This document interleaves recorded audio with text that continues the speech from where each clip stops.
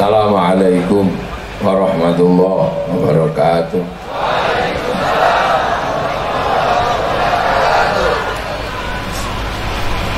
Bismillahirrahmanirrahim.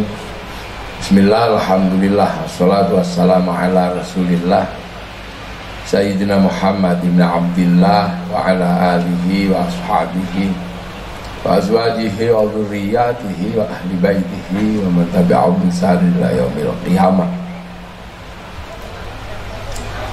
Sesungguhnya kita ini orang yang paling bisa bersaudara itu orang Islam. Kalau berbicara ukhuwah, Islam itu biangnya paling pintar bersaudara. Sebab apa? Orang Islam itu paling pintar ngerawat sejarah masa lalu yang dibikin oleh Allah. Itu benar-benar diajarin pada kaum muslimin. Ini tukang mic-nya ojo ngangung tuh sampean ya.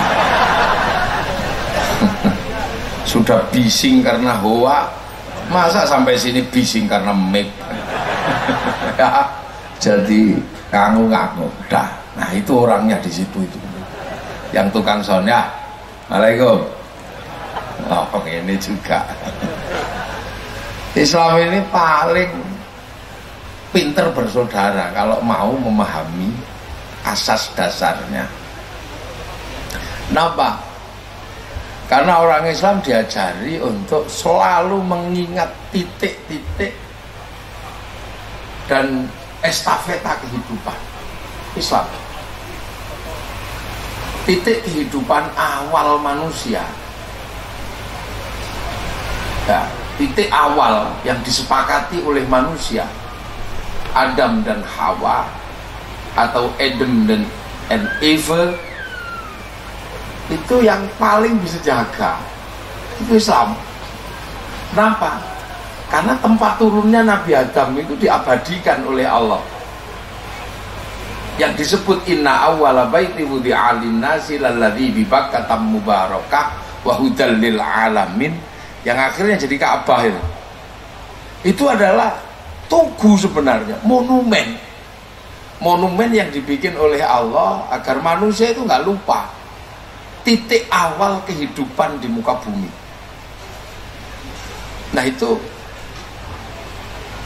oleh Allah nih, tonggaknya tidak dihilangkan, tapi tetap ada untuk menjadi guidance, untuk menjadi tonggak perjalanan. Itu ketika orang masih satu, masih Nabi Adam tok, belum punya teman. Nabi Adam kan bukan penduduk sini, Nabi Adam itu transmigran. Iya, Nabi Adam itu kalau dalam bahasa anak modern, alien, pendatang dari langit, bukan penduduk bumi. Kalau yang asli bumi itu ya kucing itu asli bumi. Apa nggak sama saja? Beda ya? Sama kayaknya. Sama? Beda. Tina yang mana? Yang ini. Ya sudah. Ikut aja saya. Nah, jadi yang asli sini itu ya bangsa kucing itu asli sini. Penduduk lokal itu memang.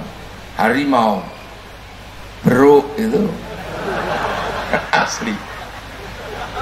Kalau Nabi Adam ini pendatang, didatangkan dari langit untuk ngurusi yang asli sini. Makanya Nabi Adam ini punya bentuk yang lain daripada yang ada. Bentuknya terbaik. Laqad khalaqnal insana fi ahsani taqwim, terbaik. Manusia itu bentuk terbaik karena bukan warga lokal. Nah, terbaiknya di Indonesia itu di Bengkulu, Bu Fatmawati.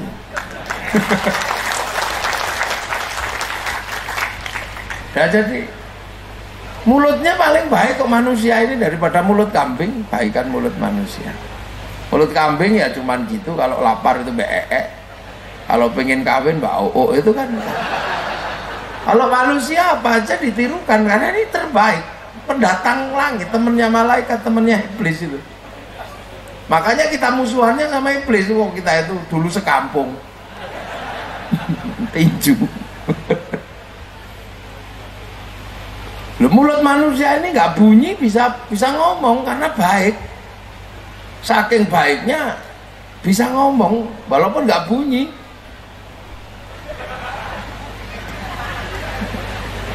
Loh, ini mulut manusia.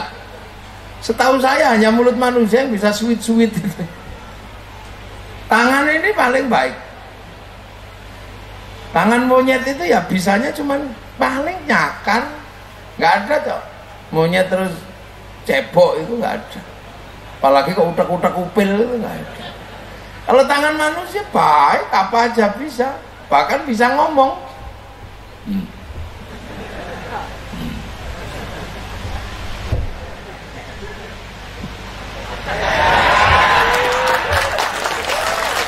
Ini tangan manusia yang paling baik.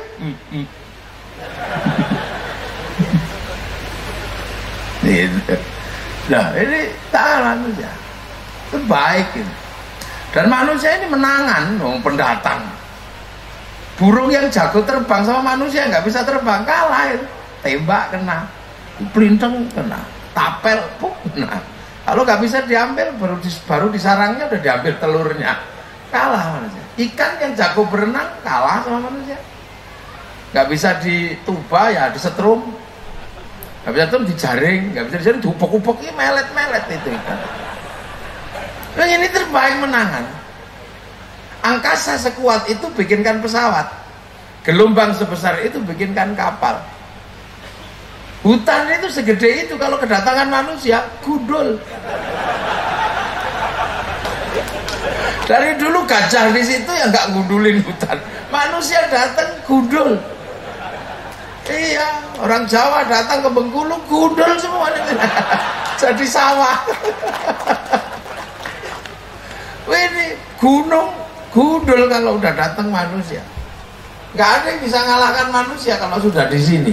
Apa aja, cabai pedas campur bawang, bawang nggak enak campur tumbar, merica, jinten, kasih kelapa diparut, cemplungi panggang ikan, bisa. Nah kalau kadal itu sini begitu dilihat ikan lek gitu aja, itu manusia. Gak ada yang bisa ngalahkan. Yang bisa ngalahkan manusia cuma satu, ngantuk, udah. Nah gak ada.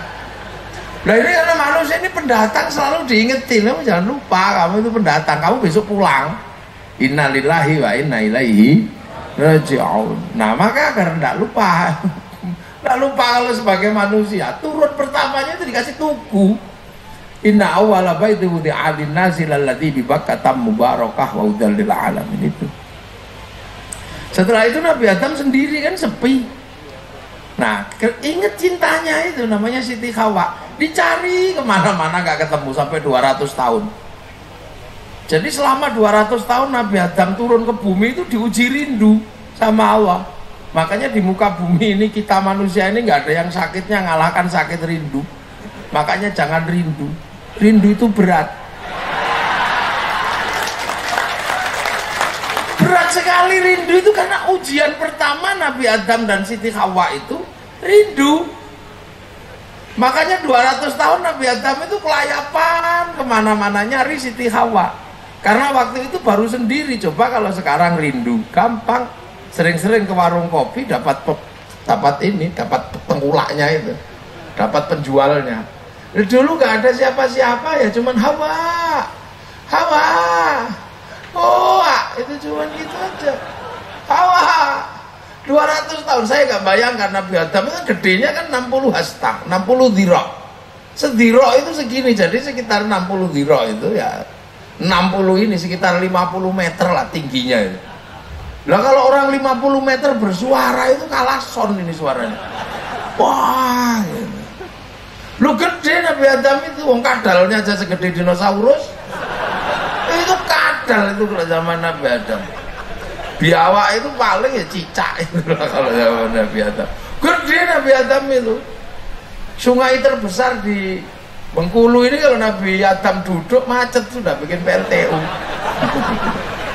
Nah, nggak usah dibayangkan segede apa celananya kan gitu ya. Waduh.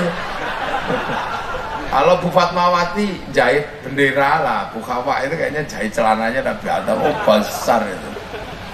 Nah saking rindunya udah nggak tahan, akhirnya kemudian teriakannya semakin keras. Hawa, nggak taunya tahun ke-200 itu ada jawaban. Mas Adam, loh Hawa di mana? Mas Adam, oh cari-cari kayak film India itu. Lah akhirnya ketemu ini Nabi Adam sama Siti Hawa. Siti Hawa duduk di atas gunung. Nabi Adam saking rindunya lari, tapi Siti Hawa juga nggak kalah sigap. Cincin sarungnya ini lari, iya. Kayak film India, ilhamku Hamisa. Itu kayaknya begitu. Lah Nabi Adam terus ingat, Hawa, Hawa kamu jangan turun Hawa. Jangan loh mas, aku rindu bang, aku rindu. Jangan, udah rindu, jangan gitu, turun sana. Baliklah, abangku balik. Gitu ada kayak gitu. Abangku rindu di tengah laman. Oh itu Nabi, tapi jangan kamu, aku rindu bang, jangan kamu, jangan turun. Kenapa? Karena kalau engkau turun Hawa, aku khawatir nanti dicontoh anak cucu kita ada perempuan ngejar laki, jangan. Udah kamu di situ aja. Nah, maka naiklah Nabi Adam ini terus naik amku amisi. Nah, terus lah karena begitu ketemu kan langsung teletabis nih. Masa ya berpelukan lah ya kan. Nah, peristiwa seagung ini tidak boleh dilupakan sama anak cucunya. Oleh Allah dikasih tanda, dibikinkan tugu, namanya Jabal Rohmah itu, Jabal Rohmah itu tugu cintanya, I love you-nya Nabi Adam sama Siti Hawa. Lah itu makanya kita ini suka bikin tugu-tugu biar gak lupa. Perang 10 November bikinkan tugu Monas.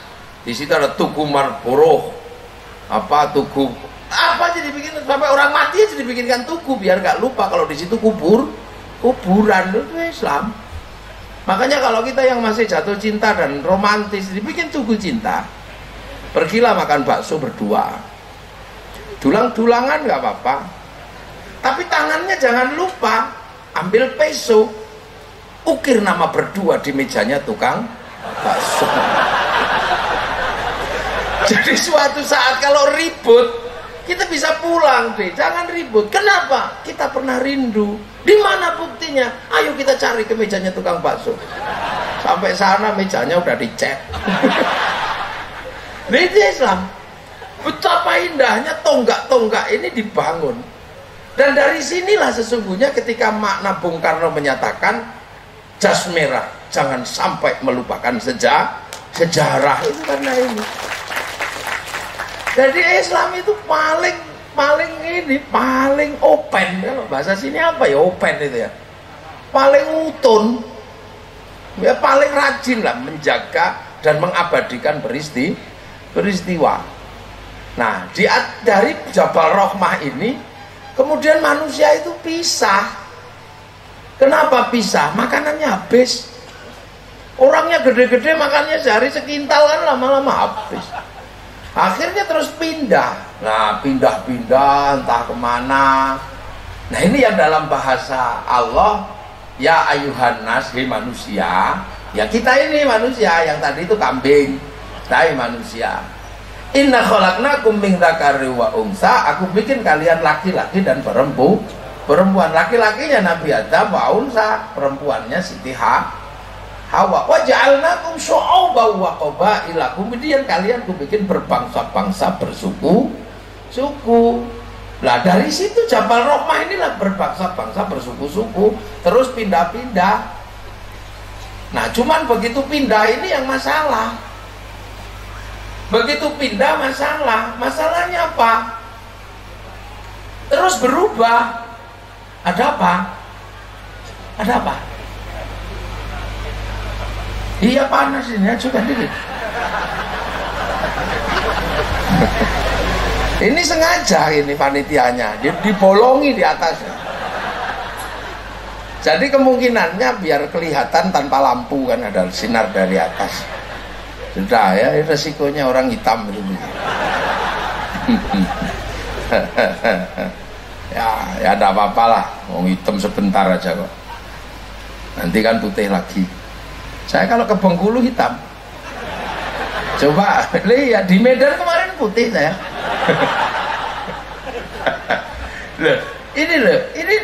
Ini perpindahan dari Jabal Rohmah itu terus pindah. Nah, yang tetap di Arab itu kok tetap cantik, tetap kan ganteng. Yang pindah ke Eropa ini berubah, nggak ada dalilnya ternyata. Kenapa berubah? Yang ke Eropa tiba-tiba menjadi tinggi besar, rambutnya merah. Yang ke Cina berubah jadi tembem-tembem, sipit-sipit begini. Yang ke Afrika berubah menjadi hitam gosong kayak kopi goreng. Nah, yang ke Indonesia tiba-tiba berubah menjadi kecil-kecil, pesek-pesek begini. Ini dulu gimana? Nggak ada dalilnya. Tak cari di seluruh kitab hadis, di seluruh Quran, nggak ada. Pokoknya tahunya waja'alnakum syu'uban wa qabaila. Aku bikin kalian berbangsa-bangsa, bersuku-suku, pokoknya yang penting pengertian lah. Nah, kita itu sama Allah cuma diminta pengertian aja, kenapa beda tuh? Berubah.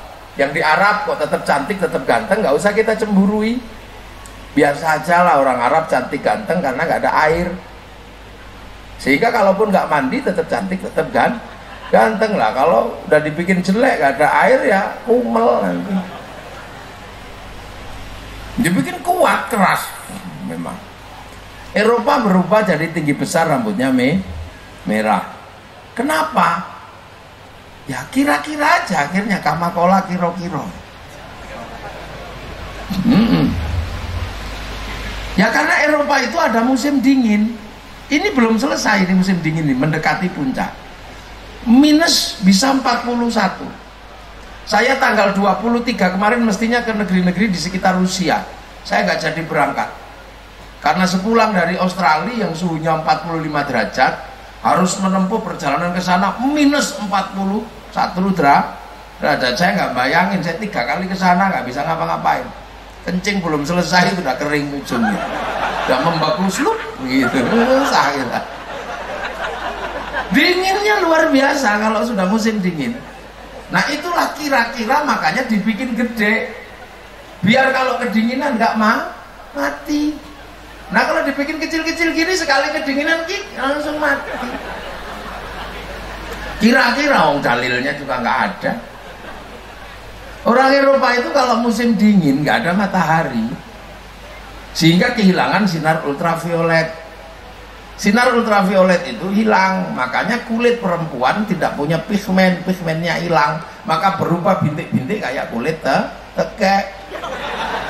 Lah iya, makanya orang Eropa itu kalau musim dingin lari ke pantai panjang. Untuk apa? Berjemur. Dede kalau orang Jawa bilang. Itu bukan pornografi, bukan, itu berjemur. Kita aja yang ngeres. Nah, kita mesti pengertian ketika mereka datang ke sini pakai bikini, nggak usah disuruh pakai jilbab. Makanya tolong Pak Wakil Wali Kota, karena saya lihat Pak Wali Kota ini religius banget, jenggotnya panjang gitu. Saya khawatirnya kemudian nggak mengerti ini, terus bikin perda syariat, turis yang datang harus pakai jilbab. Lah ini nanti masalah. Pindah dari sini entah kemana. Jadi kita ngerti ya, udah nggak usah dilihat aja deh. Oh, udah itu turis orang Eropa. Orang Eropa kalau musim dingin nggak punya daun nggak ada. Rontok di musim gugur. Yang nggak rontok di musim gugur itu cuma satu di musim dingin ini, cemara. Hanya pohon cemara yang daunnya ada. Makanya bulan Desember kalau hari raya Natal itu pakai daun cemara. Bukan karena saking hebatnya daun cemara, ya cuma daun itu aja yang nggak rontok, yang bisa dihias. Nah itu makanya teman-teman nggak usah marah. Ini depan masjid jangan ditanami pohon cemara. Itu pohon Kristen. Semenjak kapan pohon punya agama? Kita itu cuma diminta pengertian aja dengan orang yang berbeda karena nggak ada yang bisa milih. Itu nggak ada yang bisa milih. Lah terus orang Eropa kalau musim dingin nggak punya ikan karena sungainya mengering menjadi es membeku. Makanya kalau musim panas ngawetkan ikan namanya sarden, dimakan di musim dingin. Lah kita ngapain ikut makan sarden? Setiap hari kita dapat ikan, sungai ikan, laut ikan, nggak ada ikan kodok-kodok juga ada. Nah ini orang Eropa kenapa perang terus sekarang ini? Di mana-mana dia yang membiayai perang ini. Perang di Timur Tengah dia yang biayai, perang dimanapun yang biayai. Kayaknya yang ingin perang di sini juga dibiayai dari sana. Kenapa? Mereka khawatir kehabisan sumber energi karena kalau musim dingin harus pakai pemanas, musim panas pakai pendingin. Itu energinya nggak boleh habis yang ada di turbin-turbin PLTN-nya mereka. Nah kalau kita ngapain juga ribut energi? Kita ini nggak panas, nggak dingin. Maka teknologinya cuma satu, sarung. Ya kalau kedinginan pakai sarung, kalau kepanasan sarungnya bikin kebut-kebut gini. Ini negeri. Jadi kita mesti ngerti yang begitu-begitu. Makanya orang Eropa itu rakus karena apa? Kalau musim dingin nggak punya apa-apa, mati. Kita nggak punya apa-apa, hidup. Yang penting rajin bawa setrum ke sungai, hidup.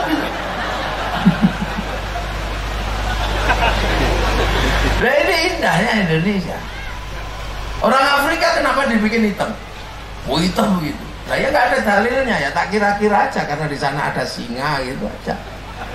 Maka Allah membuat dia menjadi hitam karena kalau dikejar singa dibikin putih, dikejar kelihatan dia kemana ini. Nah kalau dibikin hitam gitu sekali tengkurap udah nggak kelihatan. Oh ini kira-kira nggak ada dalil yang pas. Jadi jangan paksa saya untuk membuat teori secara pasti. Nggak bisa nggak ada dalilnya. Sekarang kan dalilnya mana? Nanti daripada saya ditanya dalilnya mana, ya mending dari awal saya katakan nggak ada dalilnya. Ini kama kola kiro-kiro. Karena ini bukan rukun iman, nggak usah dipercaya. Udah gitu aja. Iya, orang Afrika mana bisa dandan kayak kita gini. Wong nyamuknya nggak mempan sama 3 roda. Cap kingkong, makanya hanya yang mempan tai gajah diaduk sama kencing kuda.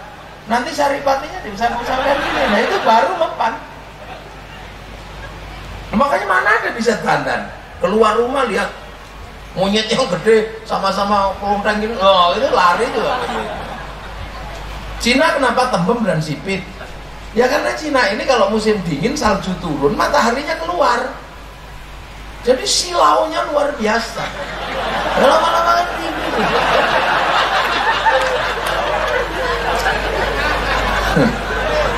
Lalu saya ini kan keliling dunia pekerjaan saya. Jadi dunia ini sudah saya jelajahi semua, mulai dari ngaji sampai rekreasi. Iya, mulai dari urusan Tuhan sampai urusan setan udah saya. Lah, kenapa kita kemudian yang kecil-kecil begini paling minimalis? Lah ya kan, kenapa yang kecil-kecil ditaruh di sini? Allah ngerti. Yang kecil-kecil di sini ditaruh di Indonesia, di belahan bumi terbaik di muka bumi, namanya Indonesia. Jadi kita ini, makanya kita ini makhluk dengan tempat terbaik. Nggak ada jam segini matahari masih indah begini. Nggak ada. Saya belum pernah ketemu. Venezuela negerinya Maria Mercedes, negerinya telenovela. Ini sumo, apa sumo itu? Wangkep lembab, itu habis mandi keringetan. Makanya orang Venezuela itu nggak ada yang pakai baju singletan gini, cuman pakai you can see gitu. Nah cantiknya perempuan sana sampai usia 30 ke atas peledak sudah. Oh besar gini sudah. Jadi kalau duduk di kursi terus berdiri, kursinya ikut. Iya. Orang di Turki, di sekitar Uzbek sana memang cantik-cantik karena kalau musim dingin nggak mandi susah. Nah orang-orang kita inilah yang paling kecil-kecil, tapi untung ada Bu Fatmawati lah di sini, jadi ikon kecantikan Indonesia ada deh. Bengkulu. Makanya kalau nggak dapat saudaranya ya tetangganya, nggak apa-apa. Kalau tetangganya ini tetangganya lagi, tetangganya lagi pasti masih akan keluar nanti. Nah, itu Islam. Nah, umat Islam biar nggak lupa ini, coba kita bisa bayangkan. Kita ini setiap tahun kalau bisa, jangan lupakan ini. Setiap hari diarahkan ke sana 5 kali. Fawallu wajhaka syatrul masjidil haram. Arahkan ke sana. Untuk nggak lupa. Kalau masih lupa, suruh ibadah haji sana itu. Karena jejak ini pernah hilang, Ka'bah itu pernah hilang, runtuh itu, runtuh entah kemana sehingga manusia kelahi. Nah ketika manusia diingatkan kita satu saudara, nggak ada yang percaya. Lama tempatnya Nabi Adam di mana? Rumahnya di mana, kampungnya? Nggak ada yang tahu. Maka Nabi Ibrahim nyari, melakukan perjalanan bersama anak dan istrinya, nyari situ-situ. Dan akhirnya ketemu, sudah runtuh, maka dibangun ulang sambil berdoa, Rabbana inni askantu min dzurriyyati biwadin ghairi dzi zar'in 'inda baitikal muharram Rabbana liyuqimus sholata waj'al afidatan minan nasi tahwi ilaihim warzuqhum minas thamarati la'allahum yashkurun. Ya Allah, sudah ketemukan ini. Dititipkan deh anak cucuku di tempat gersang yang nggak ada apa-apanya ini, mudah-mudahan hatinya kuat mau sholat, dicintai manusia dan mendapat rezeki buah-buahan biar syukur. Loh, maka Nabi Ibrahim ini terkenal dunia karena menemukan situ-situ yang akhirnya kita bisa lacak dari Nabi Ibrahim melahirkan peradaban-peradaban besar. Satu, ada peradaban yang dibangun oleh putra Nabi Ibrahim namanya Ishak. Ishak punya anak namanya Yakub. Yakub punya anak 12 namanya Yakub itu Israel, punya anak 12 namanya Bani Israel. Dari Bani Israel lahir Nabi Musa, punya kitab Taurat, melahirkan agama besar namanya Yahudi yang bertahan sampai hari ini di Israel sana. Dan dari Bani Israel lahir Nabi Sulaiman, Nabi Dawud, dan terakhir lahir Nabi Isa. Yang Nabi Isa punya kitab Injil yang melahirkan agama besar namanya Nasrani, yang sekarang masih punya pusat di Vatikan sana, di negara Romawi. Zaman mau apa yang sampai sini kemudian punya gereja, pemimpinnya namanya pendeta atau romo. Yahudinya nggak nyampe sini, cuma nyampe di Singapura situ. Tapi orang Yahudi yang kita cintai ada satu, kita mencintai betul sama orang Yahudi yang satu ini. Siapa? Lionel Messi. Lu pemain sepak bola sampai kita kemana-mana. Messi. Nah kita ini saudara dari satu rumpun. Nah punya kota besar namanya Baitul Muqaddas, itu yang bangun Nabi Sulaiman. Makanya ketika kemudian jalur ini ya, ukhuwah ini dinaikkan kembali melalui lahirnya Nabi Muhammad tidak boleh melupakan ini. Makanya ini peristiwa itu terjadi di bulan ini, namanya bulan Rajab. Rasulullah di Isra Mi'rajkan untuk menghindari benturan saling klaim siapa yang paling benar. Maka kemudian subhanalladzi asra bi 'abdi lailam minal masjidil haram ilal masjidil aqsa. Kenapa bukan minal masjidil haram ilal Bengkulu, tapi minal masjidil haram ilal masjidil aqsa? Karena dua simbol besar dari masa lalu. Nah itu makanya setelah itu terus Nabi Muhammad sudah disuruh makomi peletakan batu pertamanya dulu di mana, Mbak? Situ. Nah, Nabi Ismail di mana? Situ. Nenek Hajar di mana? Situ. Sofa Marwah, lempar setan mana? Situ. Itu kan caranya Islam dikembalikan kepada simbol awal agar tidak lupa. Maka Nabi Muhammad tidak pernah sekalipun melupakan Nabi Ibrahim. Setiap hari kama sholai ta'ala Sayyidina Ibrahim. Nah turunan Nabi Ibrahim ada yang mau ikut, ada yang enggak. Yang enggak mau ikut bertahan pada Nasrani dan pada Yahudi. Maka setelah kama sholai ta'ala Sayyidina Ibrahim wa ala ali Sayyidina Ibrahim, keturunannya didoakan. Dan jadi Islam ini kalau mau rukun, itu sebenarnya dari awal sudah diajarkan jangan melupakan masa lalu, rukun. Maka kama sholai ta'ala Sayyidina Ibrahim ala ali Sayyidina Ibrahim. Siapa Ali Ibrahim? Ya Yahudi Nasrani. Islam ini semua Ali Ibrahim. Apa enggak usah ribut. Oh itu keturunan palsu. Ya udah itu nanti malah ribut. Makanya kalau yang ribut sekarang di Filistin. Karena itu tinggalan nenek moyangnya. Makanya Yahudi Nasrani dan Islam perang di situ ya biasa aja rebutan tinggalan nenek moyang. Orang kalau rebutan sawah pasti saudara. Nah kalau pematangnya baru sama tetangga kan gitu. Jadi inilah makanya kiai-kiai ini kalau ya ini begitu biar aja itu sudah. Selesainya kapan ya? Kalau saling menghargai itu baru selesai. Kalau tetap nggak mau saling menghargai, jangan pernah bayangkan berhenti. Nah yang menang siapa? Ya Yahudi. Oh Yahudi lebih pintar. Yahudi menggunakan bintang David, simbolnya Nabi Dawud, simbol logam. Nah dunia sekarang dikendalikan oleh logam, handphone logam, syuting logam, sehingga kita ini tidak bisa lepas dari logam. Nah yang Islam gimana mau bisa menang? Wong yang tiba-tiba ada yang malah mundur minum kencing unta gitu ya nggak bisa menang. Wong Islamnya mundur, sebagian ini malah mundur kembali minum kencing unta, kembali apalagi mana mau maju. Yang lain udah berbicara rembulan, kita masih ribut persoalan celana cingkrang lah yang nggak ada habisnya. Ya kita, ya nek tepuk tangan sing banten nggak apa-apa. Kalau kita ini sedang membicarakan diri sendiri. Yang lain udah ayo kita ke sana. Udah berbicara tentang bulan bintang. Kita masih ribut persoalan doa orang hidup sama orang mati sampai apa enggak. Kita masih ribut persoalan Fatihah. Ini bisa dibagi nggak orang seluruh dunia? Sementara orang Yahudi sudah bisa membuktikan bahwa apa-apa bisa dibagi.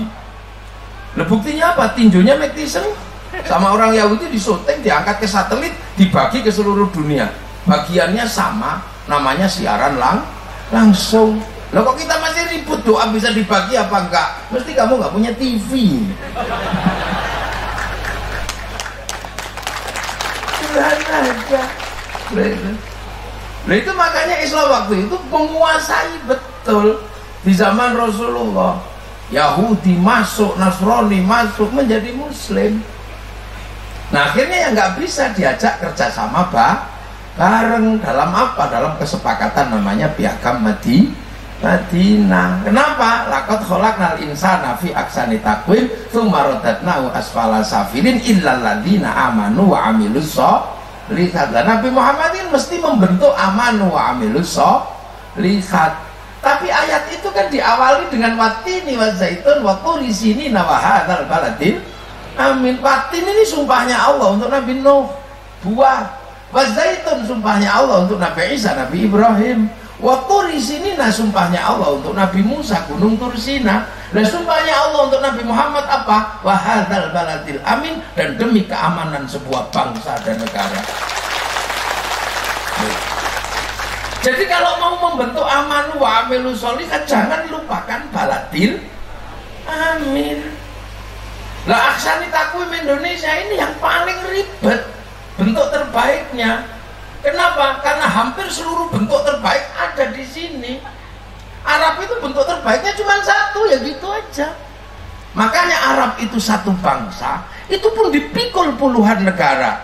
Eropa satu bangsa Arya, dipikul puluhan negara. Tapi kita ini puluhan bangsa, dipikul satu negara, Kesatuan Republik Indonesia. Ini lebih berat, karena membentuk baladil aminnya mesti harus lebih serius. Nggak boleh main-main. Bagaimana membentuk bangsa dan negara yang aman bagi kaum muslimin? Nah inilah yang paling berat bagi orang Islam di Indonesia, menjadi pionir. Tapi tidak boleh kemudian bertahan amanu wa amilus sholihat, lupa baladil amin. Lah inilah maka kemudian akhir ini bangsa kita ya agak sedikit keras. Hizbut Tahrir jadi pukul sama pemerintah. Lu kita ini mengajarkan iman, iya kamu mengajarkan amanu wa amilus sholihat, tapi konsep baladil aminmu Falastin nggak cocok diterapkan di sini. Wa ulil amri minkum, kumnya Islam sendiri, padahal di sini bangsanya berbeda-beda, agamanya berbeda-beda. Ikhwanul muslimin, iya dia juga punya menyebarkan aman wa amilus sholihat, tapi konsep baladil aminnya Mesir. Teroris-teroris itu juga mengajarkan aman wa amilus sholihat, tapi gagal membentuk baladil amin karena baladil amin bagi mereka seperti di Afghanistan. Ya nggak bisa dong yo. Iki lo wahadal baladil amin ini gimana membentuk baladil amin amanu wa amilu sholihat tetap berjalan tapi bangsanya aman. Nah, kita sudah menemukan Pancasila,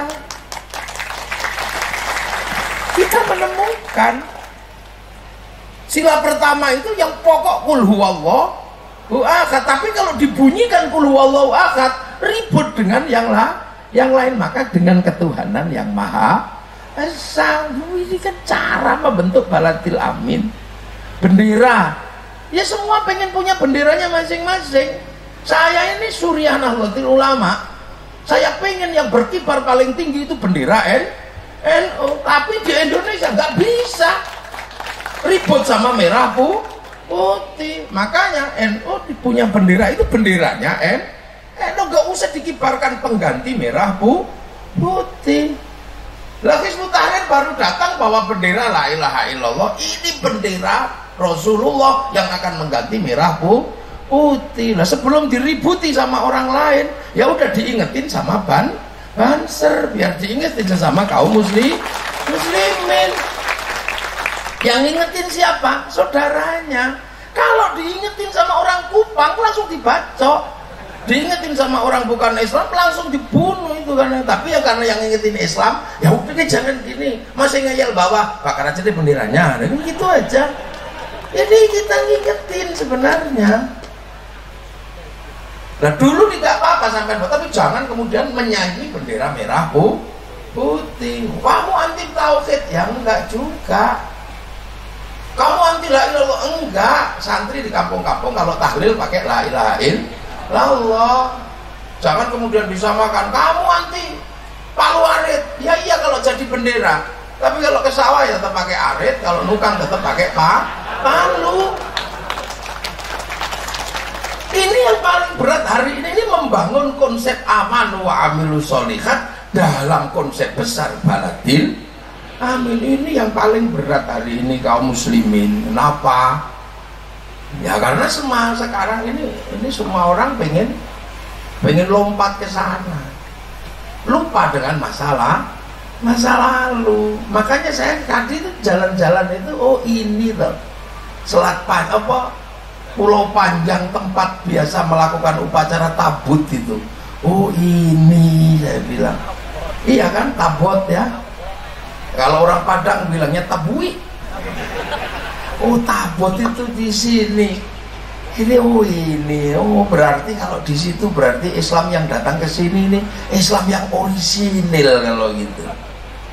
Misalnya mesti kaget kan. Mungkin juga nggak pernah diajak haji bahwa tradisi tabot itu tradisi Islam yang orisinil dari Arab setelah Rasulullah. Maka jangan ribut. Jadi Islam itu dulu di Makkah, pindah ke Madinah. Setelah di Madinah itu pindah ke Persia, negeri tersulit. Yang pindah ke Persia, yang sanggup menaklukkan orang Persia itu Sayyidina Ali, menantu sekaligus sepupu Rasulullah. Nah Sayyidina Ali itu di situ ketemu dengan Raja Rustum. Raja Rustum itu raja Persia, raja yang cerdas dengan kekuasaan yang paling tinggi setelah Arab, setelah Romawi. Nggak ada yang bisa naklukin raja Persia ini.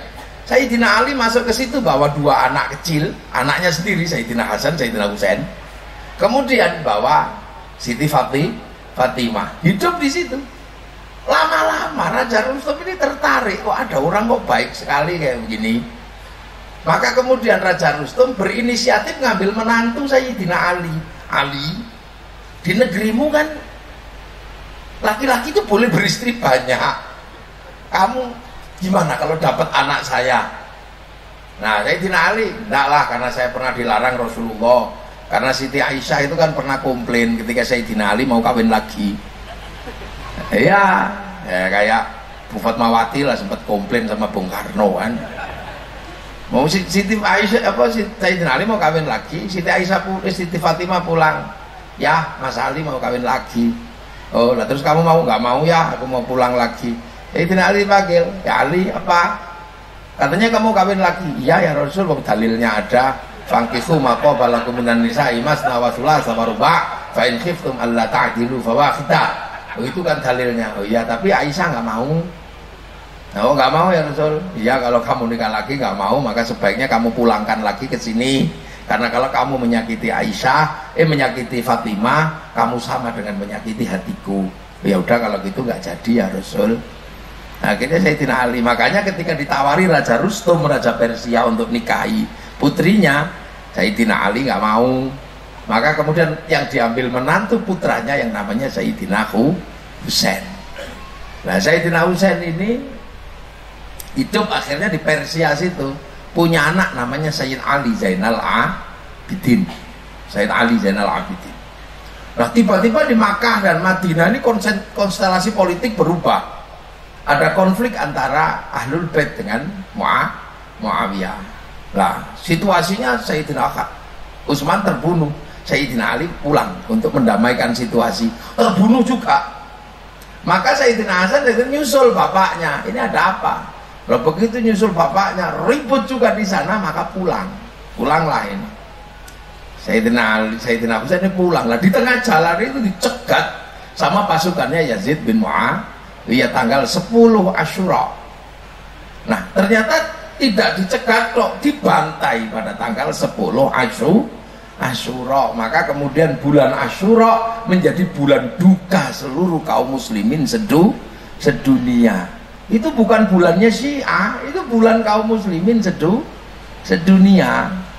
Loh, makanya kalau di sini berduka, di Jawa juga berduka. Makanya kalau bulan Asyura orang Jawa menyebutnya bulan Suro. Nah, orang Suro nggak mantu, nggak nikahkan anak, ngelilingi beteng sambil diem. Maksudnya kalau bulan Asyura ini bulan duka, jangan banyak ngomong. Gitu. Nah, di sini dulu waktu itu setelah terbunuh, orang Persia itu kan dulunya menyembah api.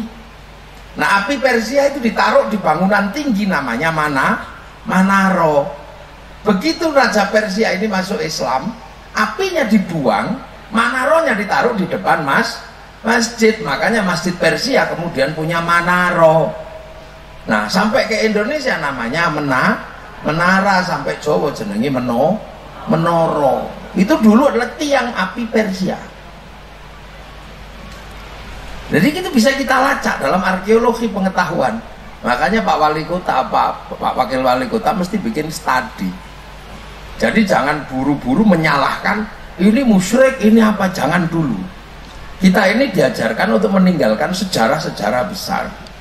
Nah, tabut itu, tabut atau tabui di Padang itu sesungguhnya untuk mengenang saking banyaknya keranda waktu itu untuk mengusung jenazah-jenazah cucu Rasul itu, maka kemudian itu diabadikan bulan duka ini, jangan diulang lagi biar kita tidak lupa ini peristiwa kelam. Kalau tahun 65 dengan cara muter film G30S PKI, tapi karena waktu itu nggak ada filmnya, maka kemudian sisa-sisanya adalah dengan tabut atau tabui untuk mengenang kembali ini loh, jenazah cucu Rasulullah. Oh, itu ribuan mati itu di situ. Nah, sisa satu namanya Sayyid Ali Zainal Abidin. Nah, orang Persia memperingati dengan melukai diri. Orang Iran itu namanya Syiah itu melukai diri. Kenapa? Karena dia keluarga Sayyidina Ali tidak bisa membantu, makanya mereka dengan cara seperti itu saking berdukanya. Kalau di tempat kami di Jawa namanya belopati namanya. Jadi saudara mati kita nggak bisa berbuat apa-apa, kita melukai diri, itu ada ya, itu tradisi itu. Saking sakitnya daripada emosi melukai diri. Nah itu. Makanya orang Iran itu nggak ada yang namanya Muawiyah atau Yazid, itu nggak ada. Enggak ada. Nah, kalau di sini banyak sekali. Pak Ali anaknya namanya Yazid anaknya namanya Muawiyah, itu biasa aja. Makanya kadang terus kemudian hati-hati Syiah, lagunya Haddad Alwi Syiah. Ya enggak juga. Di sini ada lagu yang lebih ekstrim namanya Indung-Indung. Waduh, Siti Aisyah mandi di kali, rambutnya basah, tidak sembahyang, tidak puasa, di dalam kubur mendapat siksa. Kok mesti pakai nama Siti Aisyah, kenapa? Itu istri Rasulullah, kok nggak pakai nama Tulkiyem atau apa gitu ya? Jadi ini yang benar-benar mesti dikaji. Nah, dari peristiwa itu para hadirin lahir selamat satu, namanya Sayyid Ali Zainal Abidin. Nah, Sayyid Ali Zainal Abidin punya anak namanya Sayyid Bakir. Sayyid Bakir itu menjauh, terus daripada ribut di sana menjauh. Punya anak namanya Sayyid Ja'far Shottik. Nah, Sayyid Ja'far Shottik itu menjauh, saking pengennya keluar dari kemelut itu sampai curhat sama kakeknya, sama Rasulullah, aku pengen keluar dari situasi seperti ini, biar mereka ribut maunya sendiri. Curhatnya itu sering kita baca di kampung-kampung, nggak tahu kalau di kota. Allahumma sholli ala Sayyidina Muhammad wa ashghilil zalimin bil zalimin wa akhrijna min bainihim salimin wa ala alihi wa sahbihi ajma'in. Itu sholawatnya saya Ja'far Shottik. Oh ya, kebetulan saya juga punya momongan itu Ja'far Shottik itu kita tahu sekarang di sini kok. Itu hafid Quran itu, suruh ngimami masjid bisa itu yang pakai kacamata yang jelek kecil itu. Nah, itu curhatnya, wa ashghilil zalimin bi zalimin wa akhrijna min bainihim. Aku pengen keluar dari situasi seperti ini. Nah, punya anak namanya Sayyid Ali Uraidi, menjauh. Punya anak Sayyid Muhammad, tambah jauh. Punya anak Sayyid Ubaidillah, tambah jauh. Punya anak namanya Sayyid Aisyah, tambah jauh. Punya anak Sayyid Ahmad Al-Muhajir. Punya anak Sayyid Alwi, punya anak Sayyid Muhammad, punya anak Sayyid Alwi, punya anak Sayyid Ali Khalid Qasam, punya anak Sayyid Ahmad Sohib Mirbat, punya anak Sayyid Alawi Amil Faqih, punya anak Sayyid Abdul Malik sampai Mongol. Nah, punya anak namanya Sayyid Ahmad Jalaluddin sampai Campa. Nah, Sayyid Ahmad sampai Campa punya anak Sayyid Muhammad. Sayyid Muhammad itu berdakwah di sekitar sini, Semenanjung Sumatera bagian sini, mulai Aceh sampai sini. Maka lahirlah kerajaan besar namanya kerajaan Samudra Pasai, Malikus Soleh, Malikus Dhahir. Baru kemudian setelah itu punya anak namanya Sayyid Jamaluddin Al-Husaini Al-Kabir, masuk ke pulau Jawa yang lidah Wono Coroko menyebutnya Syekh Jumadil Kubro. Makanya di Jawa sana ulan Asyura diambil ekornya namanya Suro, karena orang Jawa ini kalau apa-apa kan ambil buntutnya aja. Muhammad Mat, Zainal Abidin Bidin, Zainal Arifin Ipin. Makanya banyak sekali orang Indonesia namanya Mat Ali sama Mat Karim. Saya pernah kedatangan tamu dari Bengkulu namanya Mat Ali sama Mat Karim. Namamu siapa? Mat Ali ya. Ini Mat Karim. Oh, Mat itu Muhammad, maka jangan Mat itu aja. Nah, ini Mat Karim, ya jangan Mat aja, Muhammad. Oh ya, baru tahu Kiai kalau Mat itu Muhammad. Nah, rumahmu mana? Bengkulu Kiai, dekat Polres. Sebelah mana? Itu belakangannya Muhammad Drosah. Ya ini Madrasah ya Madrasah gitu aja, nggak usah pakai Muhammad Drosah.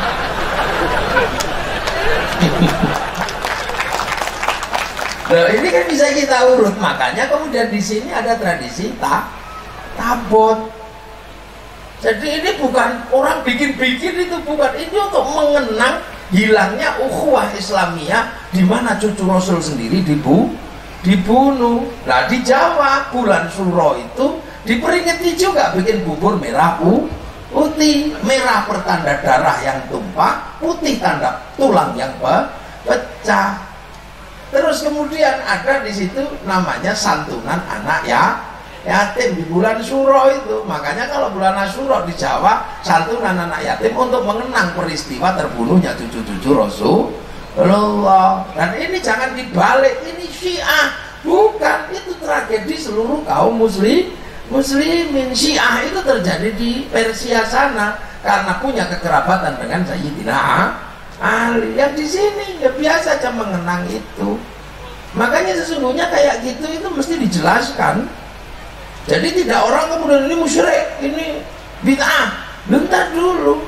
Di Solo itu juga bisa kita pahami kalau bulan Syuro itu keliling beteng mengikuti kebo, namanya kebo Kiai Selamat. Kalau kebonya baru diambil kainnya diusap-usapkan di tubuh. Ini musyrik lendak, itu untuk mengenang ini bulan duka, jangan bersolek. Itu aja asalnya. Ini caranya. Lah, perjalanan agama seperti inilah yang namanya ahli sunnah wal jamaah. Lah, ahli sunnah wal jamaah itulah ini. Ahli sunnah pertama Nabi ya sahabat di sana di Mekah itu. Makanya Islam di zaman sahabat itu masih bisa persis. Wong sama-sama orang Arab, makan 3 jari masih sama persis. Karena yang dimakan sama kurma sama roti, berjenggot masih sama persis karena rasmit. Korban unta masih sama persis karena sama-sama lahir unta. Berjubah masih sama-sama persis karena tanahnya masih sama. Nah di sini dipakai 3 jari wal jamaah Bengkulu, makanannya soto, ya kucing kacang. Gitu loh. Ini wal jamaahnya beda. Sana korbannya unta, di sini lahirnya kerbau sapi, memaksakan diri korban pakai unta, tangkep Pak Kapolres, tangkep Pak Kapolda karena nyuri untanya kebun binatang. Jadi makanya ada rumus ahli sunnah wal jamaah loh. Makanya kalau orang tahu begini juga nggak akan ribut. Ahli sunnahnya sama, wal jamaahnya beda. Nah itu makanya cara beragama yang berbeda-beda inilah yang kemudian menghasilkan ilmu ahli sunnah wal jamaah. Quran di zaman Rasulullah yang nggak ditulis. Wong sahabat itu hafal Quran, nggak ditulis. Wong sahabat itu hafal Quran, hafal kan nggak pakai nulis. Saya ini hafal wajahnya istri saya, maka nggak pernah bawa fotonya. Wong saya hafal kok. Makanya ibu-ibu jangan senang kalau fotonya dibawa kemana-mana, itu tandanya belum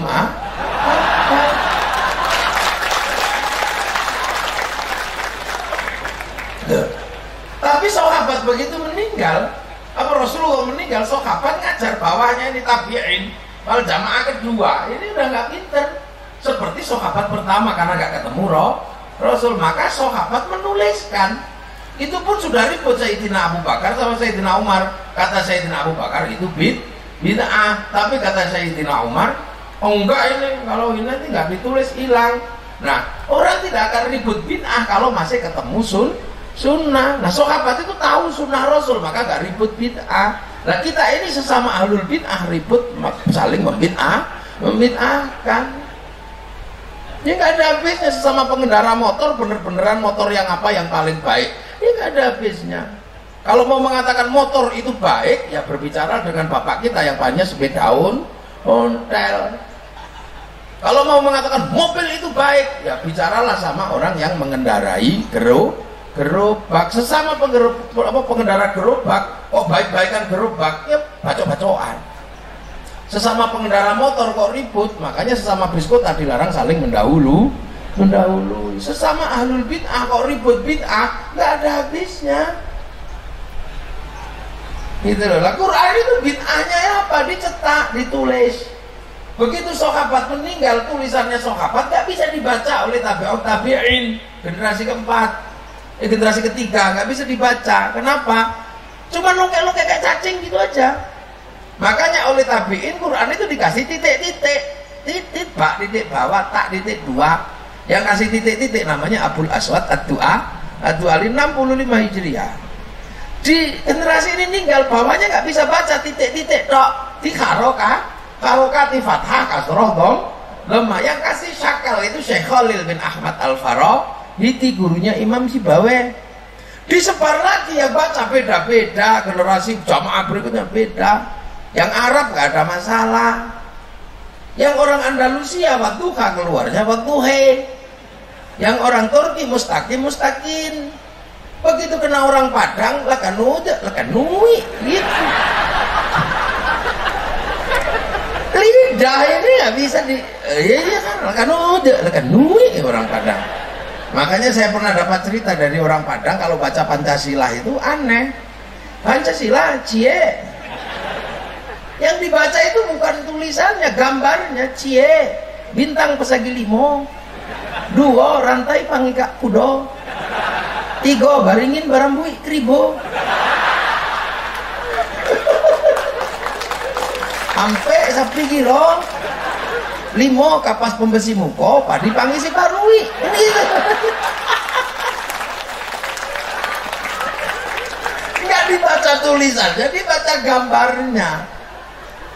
Iya, ketemu orang di sini, orang Bengkulu, nggak bisa bilang si khotal. Ya. Orang Palembang nggak bisa bilang orang Lampung orang Sunda alladzina, keluarnya alladzina. Ini lidah susah, sayang punya murid alladzina alladzina alladzina. Kamu itu kok alladzina kok alat zina itu. Nah, susah lidah ini. Ketemu orang Jawa, susah lagi. Orang Jawa itu punya huruf hono coro. Kok dia cari alhamdulillah itu alkamdu aja. Alhamdulillah alkamdu. Ya hayu ya kum yo kayuku yo kayumu. Susah. Rabbil alamin. Itu punyanya mau bobotongo. Keluarnya Rabbil alamin. Nggak punya pot, punyanya lo, maka Ramadan keluarnya Romelan. Jawa. Orang Bali itu bilang tak, itu mesti tak, tok. Maka cerotol lagi orang tak, lemon Bali. Orang Bugis alaihim, keluarnya alaihing. Bugis nggak bisa, N itu keluarnya eng, kalau eng keluarnya N. Mau kemana? Ngambil uan. Mana ke bank? Apa? Bayar utang. Itu mengambil uang ke bank, bayar utang itu ke bank. Makanya ada Abdurrahman Kabulok dulu itu namanya Abdurrahman, tapi begitu orang Bugis keluarnya berdua mang. Lidah yang berbeda-beda inilah hasilnya menghasilkan ilmu baru namanya at-tajwid fi qiraatil Quran yang nulis Abu Ubay Qasim bin Salam. Lu begitu sampai sini, ya pasti modelnya semakin berbeda. Beda lah, inilah ahli sunnahnya itu tetap patok wal jamaahnya beda. Makanya di sini kadang sholat itu ya beda gayanya. Ulama dulu nggak ngotot sholat zuhur di sini jam berapa? Jam 1, setengah 1. Ya setengah 1. Kalau ulama dulu bisa molor sampai setengah 3, jam 2, setengah 3 molor. Ulama dulu kenapa? Nunggu jamaahnya keluar dari sawah, keluar dari hutan. Loh kok panjang sekali molornya? Ya nggak apa-apa, wong as-sholatu ala waktu, ya sholat itu di atas waktu sholat. Habisnya sholat zuhur itu adzan asar. Jadi nggak usah, ini fakih, nggak usah dikomplain teman. Habisnya waktu zuhur itu waktu asar. Cuman kalau yang depan ya baik, tengah baik, puri, belakang juga masih bagus. Kayak sapi depan sendiri rujak cingur, tengah-tengah sop iga, belakang sendiri sop buntut. Lagi itu usolli fardhu dhuhri arba'atun Allahu akbar, 1 rakaat tengah asar. Enggak apa-apa. Wong kepalanya masih di sholat zuhur, sih boleh. Ini sampai kok kaget bener sih dengan kayak gitu. Biasa aja. Berdua dari sawah gitu. Pak, kita pulang waktu asar udah mau masuk. Kita belum sholat zuhur. Ayo bu, pulang. Begitu sampai rumah, bapak sholat ya, karena saya lupa tadi ngompol. Saya tak mandi dulu. Ya sudah, akhirnya bapaknya sholat zuhur duluan. Karena tadi ibunya tak yang ngompol, tak mandi dulu pak. Akhirnya bapaknya usul di fardhu di arba'un. Imaman, padahal makmumnya belum ada. Kan makmumnya masih di kamar mandi. Nah begitu dapat 1 rakaat asar, ibunya belum sholat, sudah kehabisan waktu zuhur. Tapi karena tadi sudah janjian, nggak apa-apa, selesai mandi langsung usul di fardhu dhuhri arba' rakaat mustaqbil qiblati adaan makmuman. Boleh aja, mau kepala imamnya masih di sholat tuh. Neng jangan dipakai sering. Nah itu makanya jangan membuat kok azan langsung lari. Ya itu ya baik, tapi kan kalau jamaahnya ketinggalan. Makanya kiai-kiai tua, ulama-ulama tua, ajengan-ajengan tua itu Allahu Akbar, Allahu Akbar. Sambil nunggu, kok nggak datang-datang, capek nunggunya. Robbana ya Robbana, pujian biasa aja. Terus sholat, Allahu Akbar, sholat. Tapi kan yang di sini pemancar lokal, yang di Mekah sana pemancar utama sini pemancar lokal. Fawal wajaka syatrul masjidil haram, karena pemancar lokal sinyalnya kadang hilang. Allahu Akbar. Datang bakso lewat, hilang sinyalnya. Ada ting-ting, bakso. Hilang, ini kan lokal. Terus Allahu Akbar. Oh, sarungnya bolong. Apalagi besok ini musim kampanye. Allahu Akbar. Pendukungnya Pak Jokowi. Ini kok pendukungnya Pak Prabowo, biasa. Itu dia Allahu Akbar. Bismillahirrahmanirrahim. Sabih isma rabbikal a'la alladzi khalaqa fasawwa alladzi qaddara fahada. Lama ini. Ini lama mesti ini. Coba kalau inna atau inna aja. Nah ini kan nggak usah bohong.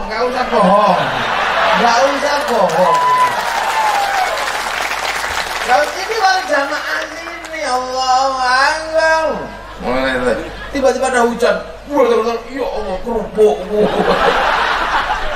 Nah, orang sini itu sholatnya nggak khusyuk. Maka kiai itu kalau sholat biasa aja. Allahu Akbar. Apakah kiai nggak ngerti ada dalil yang lain tentang takbir? Tahu, ada begini, ada semua dalilnya. Tapi ulama mesti tahu kalau jamaahnya lokal. Kalau kemudian ikut yang Allah, matanya belakang, ya ikut nyetop apa itu lah ya gitu. Makanya ulama biasa ditinggalkan cuman Allahu Akbar, itu aja untuk tidak mengganggu, kan gitu. Makanya lah jangan juga kemudian yang di sini terus ikut Allahu Akbar. Ya itu ada dalilnya, tapi kalau jamaahmu ini, ya kalau disenggol kakinya pasti diangkat. Makanya nggak usah digereng-gereng begini, begitu loh. Ini aku mesti ngerti sampean. Terus Allahu Akbar, Bismillahirrahmanirrahim. Alhamdulillah. Itu bocor semua. Makanya habis sholat para ulama dulu mengajarkan kita berzikir. Nah, untuk nambal apa? Nambal bocor kepala, bocor telinga. Makanya kepalanya sedang bocor digedek-gedekkan. Nah terus ada yang protes, saya baca hadis sahabat dan Rasulullah kalau zikir itu diem begini. Nah sahabat itu murid Rasulullah, hidup dengan Rasulullah, zikir di samping Rasulullah. Kalau anak sekarang masuk wifi-nya Rasulullah, ya online wong sama-sama dapat wifi Rasul. Apalagi kalau di tethering, ya mana? Nah kalau kita wal jamaah sini ikut diem begini, ya tidur. Makanya harus bunyi la ilaha illallah. Untuk apa? Biar yang tua-tua dengar terus menirukan lah. Kalau sampai ulamanya cuman ya sampai tua nggak pernah dengar, mati juga nggak bisa dikir loh itu loh. Makanya para jamaahnya beda. Nah ini kalau kita pahami sesederhana itu kita nggak ribut. Kalau yang diem itu berarti orangnya hebat. Dia itu sekelas sama sahabat Rasulullah, makanya dia dikirnya diem begini. Itu orang hebat, jangan sampean contoh yang bodoh kok ikut yang diem begini. Ya nggak bisa dikir sampean. Nah itu loh, ngukur diri. Ada memang orang-orang yang hebat, yang memang bisa yakin gitu nanti kalau ketemu malaikat bisa jawab. Tapi kan nggak semua manusia yakin. Maka yang nggak yakin bisa jawab diajari dengan talqin. Nah sampean kalau yakin bisa jawab nggak usah minta ditalqin, nggak apa-apa. Tapi yang kira-kira nggak yakin mintalah ditalqin. Terus nggak usah ribut, ini apa enggak? Ya nggak tahu. Yang tahu siapa? Yang mati itu yang tahu. Kita kan cuma minal mahdi ilal Latih dari gendongan sampai liang lahat. Nah kalau kamu pengen tahu, mati yo. Itu aja nggak bisa. Sederhana. Kalau sampean yakin bahwa nanti masuk surga dengan amal sendiri cukup, ya sudah sampean yakinlah itu. Tapi kalau kira-kira nggak yakin, ya sudah mintalah doa sama tetangga. Nah kalau tetangganya mau datang, jangan sekali datangnya. Kalau bisa berkali-kali datang sampai 40 hari. Nah kalau yang sudah yakin amalnya pasti diterima dan masuk surga, nggak perlu doa, ya nggak apa-apa, boleh-boleh aja, gitu loh. Makanya mintalah doa. Makanya ada NU, ada Muhammadiyah, ada apa. Kalau Muhammadiyah ini lebih praktis, orangnya pinter-pinter. Nah kalau yang NU kan yang bodoh-bodoh di kampung-kampung begitu, ikut diem gini tidur sampean. Kan punya caranya begitu. Kayak tarweh, mau 8 mau 20 silakan, benar, dua-duanya benar. Mau nggak tarweh aja benar. Cuma yang bodoh-bodoh jangan ambil 8, ambil yang 20 yang bodoh-bodoh. Kenapa? 20 itu lebih aman. Besok kalau di akhirat yang benar 8, yang 20 masih punya sisa 12.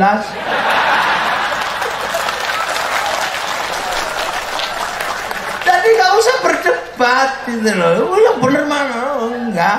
Lebih aman aja kalau saya ngajarkan santri yang dari kampung Bengkulu, dari apa perlu? Kamu 20, kok 20 ki aman. Kalau nanti yang benar 20, yang benar 8 kan kamu masih punya sisa 12. Nah kalau nanti yang benar 20, yang kurang 12 mau cari di mana? Nah gitu aja tinggal gitu. Jadi indah Islam itu, berukhuwah indah. Nah itu, lah makanya kan kemudian karena pada jamaahnya ini jauh. Makanya indah sebenarnya beragama itu kalau punya sebuah sistem. Nah ini kan orang ribut semua. Kenapa? Ini milenial.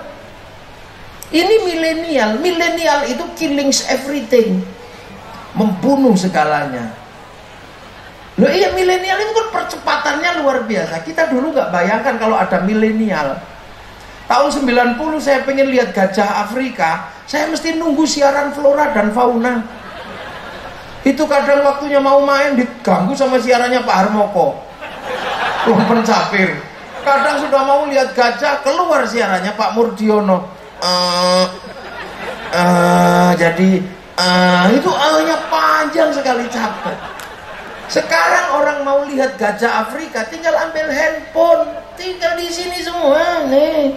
Kucing Afrika keluar, tengu kawin keluar di sini.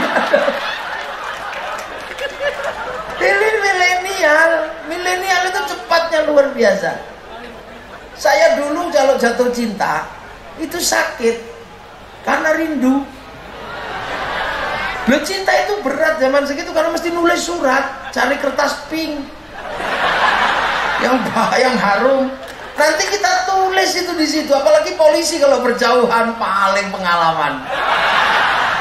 Dek, aku diterima di Bayangkara, aku diterima di kepolisian, di TNI.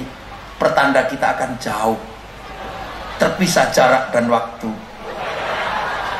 Maka untuk mengobati rinduku malam hari ini, aku tulis surat cinta padamu. Semoga kau pun merindukanku. Kita terpisah jarak dan waktu, tapi kekasihku, walaupun kita terpisah jarak dan waktu, aku yakin kita malam hari ini berada di bawah sinar rembulan yang sama. Terus dikirim, nunggu seminggu di Pak Pos, sampai lihat komandan seperti lihat wajah kekasih kita.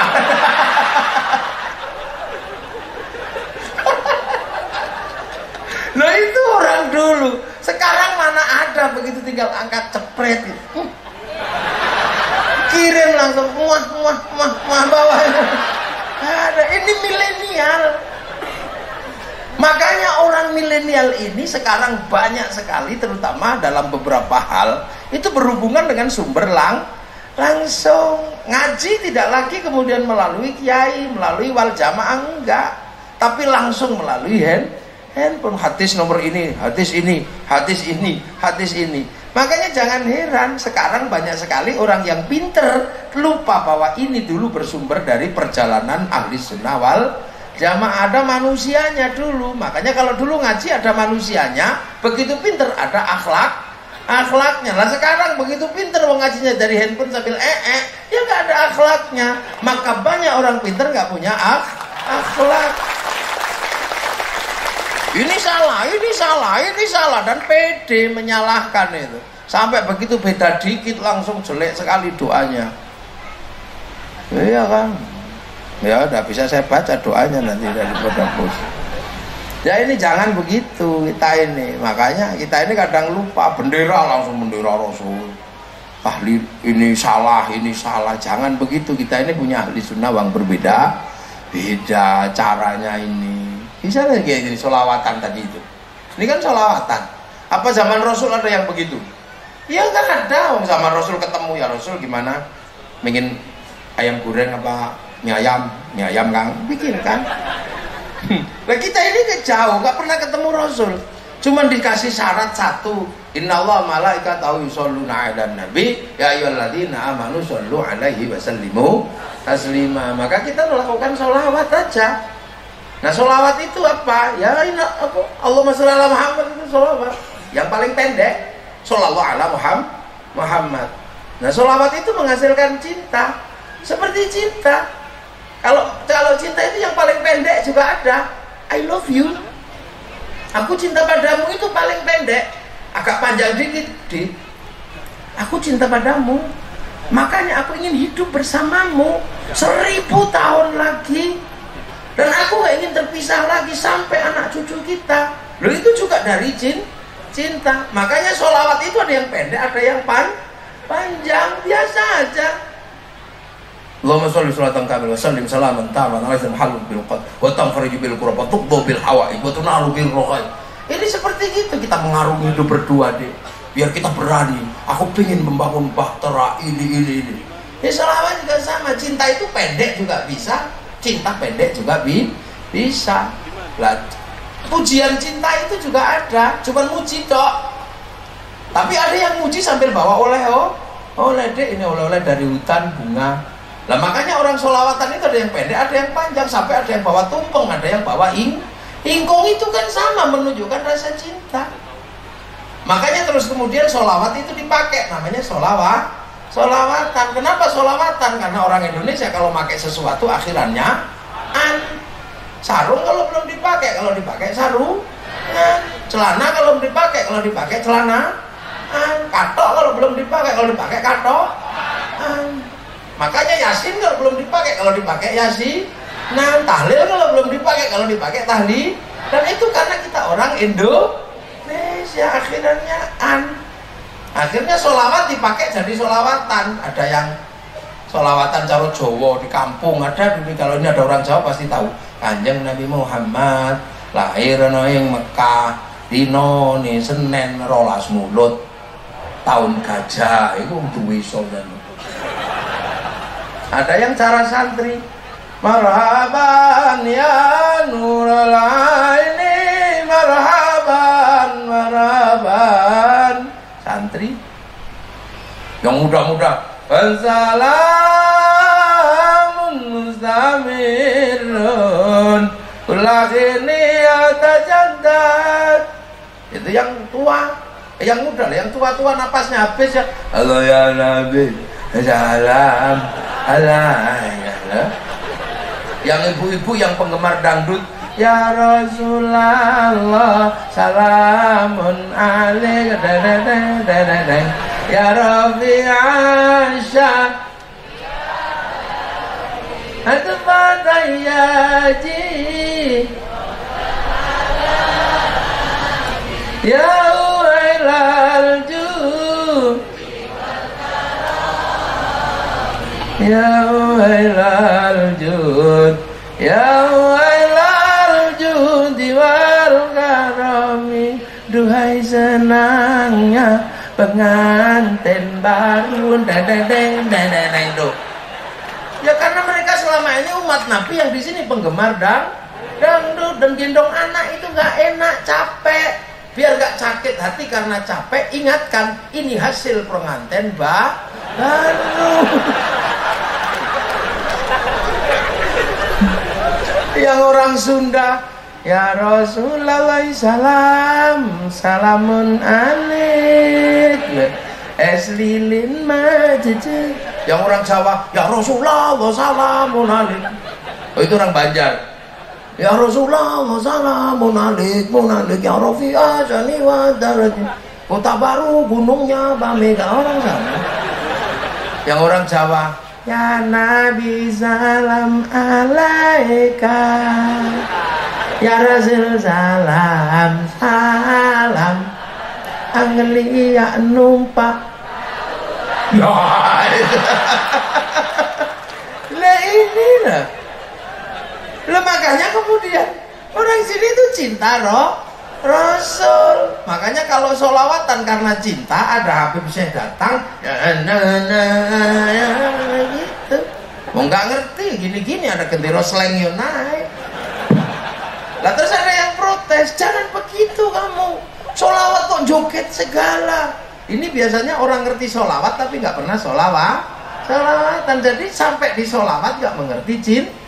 Lah kalau cinta dari dulu ya biasa, ya biasa. Orang ketemu pacar jauh aja, yes, biasa. Kamu berlebihan memuji Rasul, masa anta syamsun anta badrun. Cinta itu memuji dari dulu, dek. Wajahmu seperti purnama, biasa.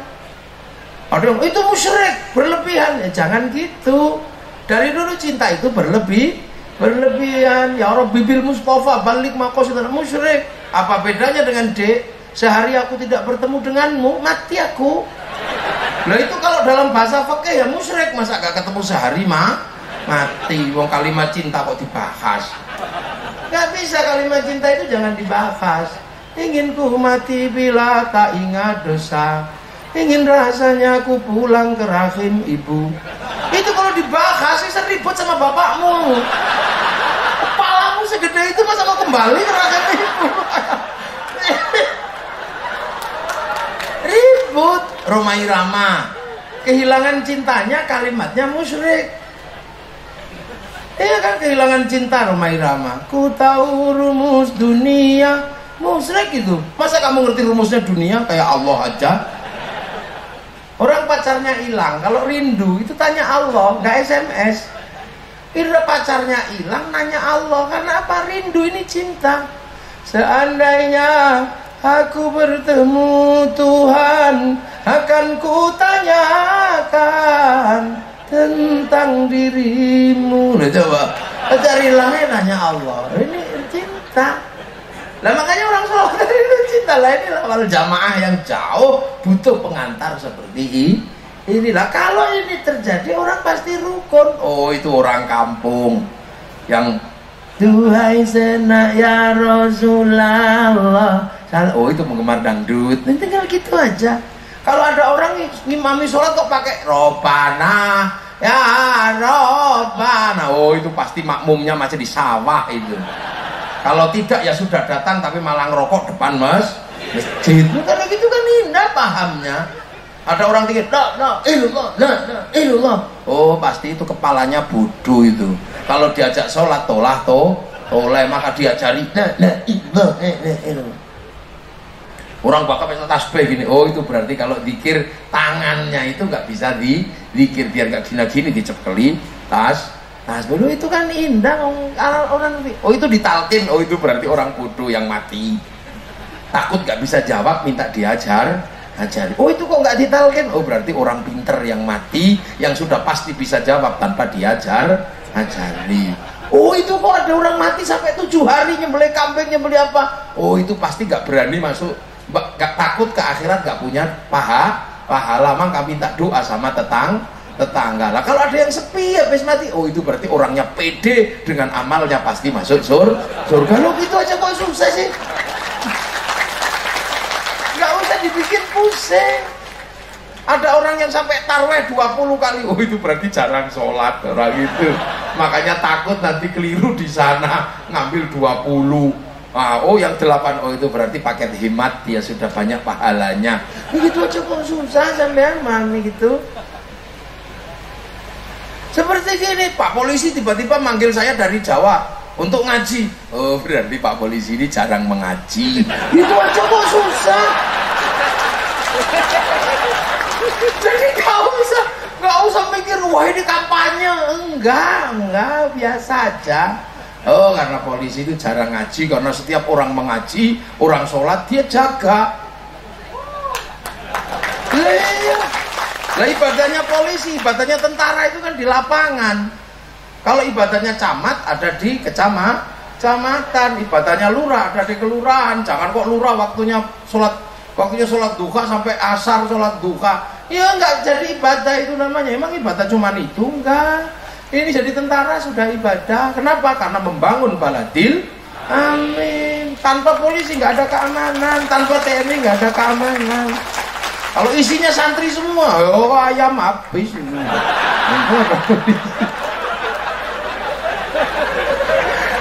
Lah ya kan, di Jawa itu kalau musim durian itu jumatannya sepi. Karena apa? Nunggu durian, jangan sampai dicuri orang. Musim duku gitu, ya nggak ada orang, jarang orang jumatan. Lah ini hidup itu begitu indah, biasa aja. Makanya sudah diajarkan kita harus bersama-sama dengan yang lain. Kenapa diajarkan dari awal kama sholli ta'ala sayyidina Ibrahim wa ala ali sayyidina Yahudi kok didoakan? Karena kita ini diam-diam bersama orang Yahudi pergi haji itu baiknya luar biasa. Tapi kalau pergi haji kita tidak ditemani orang Yahudi, kita tidak bisa haji. Apa? Pesawat. Yang bisa bikin pesawat itu orang Yahudi. Pak Habibie suruh bikin pesawat gak jadi-jadi. Yang namanya tetuko, sing teko ratu tuku, sing tuku ratu teko. Ya. Kita pergi ke kalau kita nggak orang Yahudi mati semua ya, kita ngelangi jadi nggak jadi. Istri kita cantik-cantik, kenapa? Ada bedak dari Prancis, orang Nasrani. Kalau bedak Bengkulu, siapa yang mau pakai beras ditumbuk? Belum kan semua. Ini hidup kita kalau malam ngerokok tenang kan gitu. Coba kalau ngantuk terus ngerokok gini. Itu yang bikinkan rokok gudang garam, jarum, Cino, biasa aja hidup itu begitu. Maka nggak usah ribet. Ya, itu umat itu begitu. Makanya Rasulullah menyatakan mayuridillahu bi khairan yufaqihu fiddin. Siapa yang dikehendaki menjadi baik, dia dikasih ngerti dalam urusan agama. Itu. Lah kebaikan dalam urusan agama itu kan bagi manusia sempurna, tapi manusia nggak bisa sempurna. Makanya kebaikan itu nggak bisa berdiri sendiri. Contoh ini, siapa yang paling baik siang hari ini? Saya. Yang paling baik siang hari ini siapa? Jawab, saya. Kok nggak berani jawab nih? Beliau saya sendirian dikasih mic, kasih kursi, dikasih ini, ke bandara dijemput. Kalau bukan orang baik nggak mungkin diperlakukan seperti itu.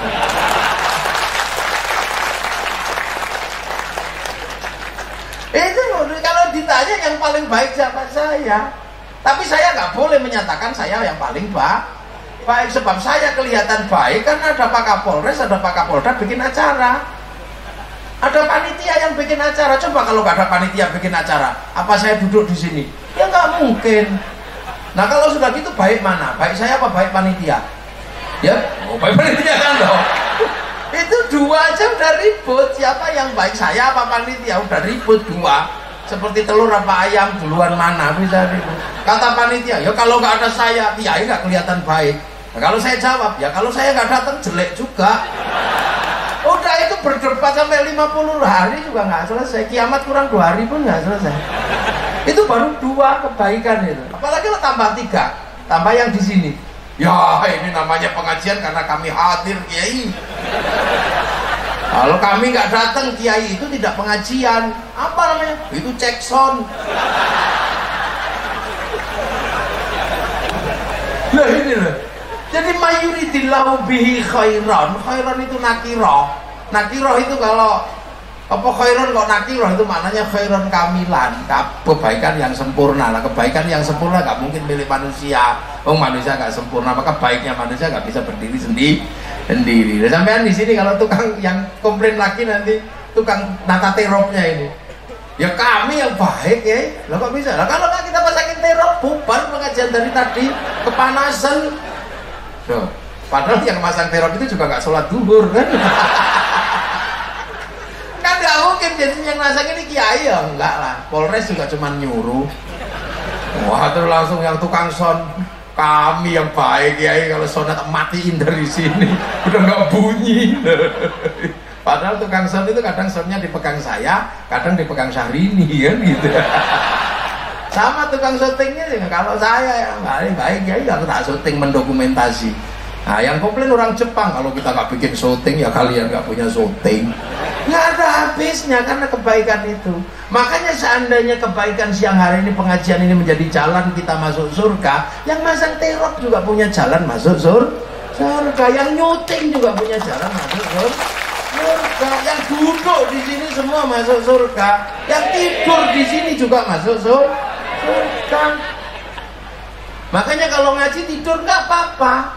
Kalau melek berarti matanya ngaji, kalau dengerin kupingnya nggak. Lah kalau tidur ya nggak ngaji sama sekali. Tapi selagi pantatnya duduk di situ, pantat ngaji.